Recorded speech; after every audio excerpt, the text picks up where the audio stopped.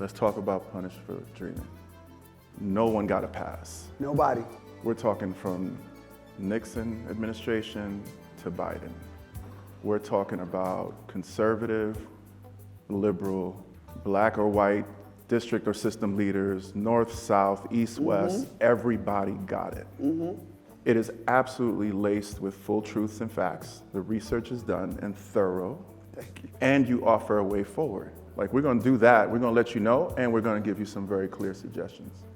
Why this book and why at this particular moment for you?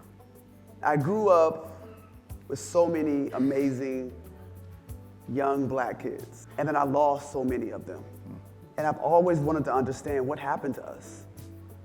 And what happens to a generation of children you call crack babies and super predators and thugs. And that's my generation. I'm born in 1979. There was no mass incarceration before my generation.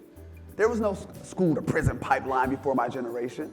There was no standardized testing. There were no charters. All these things that we have now, that didn't exist for our parents. And I wanted to understand, how did these things begin to happen, and why did my generation have to go through this? If you can't name your oppressor, then you can't have change. I'm going to talk about who harmed me and who did harm to people who looked like me and destroyed our communities. Because they would want us to believe that we did that. And so I wanted to be very clear about who did what, who said what, and how it impacted black and brown communities during this time. We can talk about data and numbers all day, to almost to a point where they're so abstract, it's too big to do anything. And so it was important for me to use people to really understand how harm has been done. And I think in your book, you were, doing the same. So talk about your book.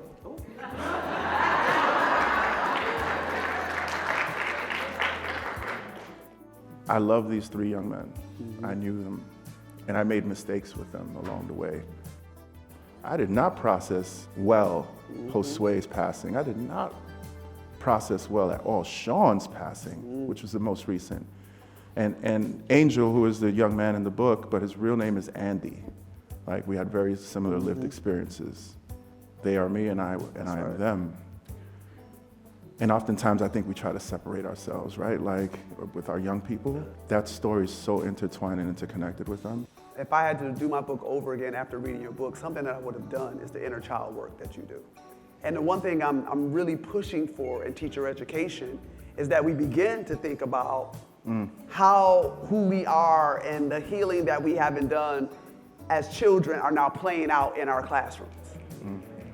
That's why I really wanted to put this book out. I wanted to just influence and hopefully shift how people think about how they engage with young people.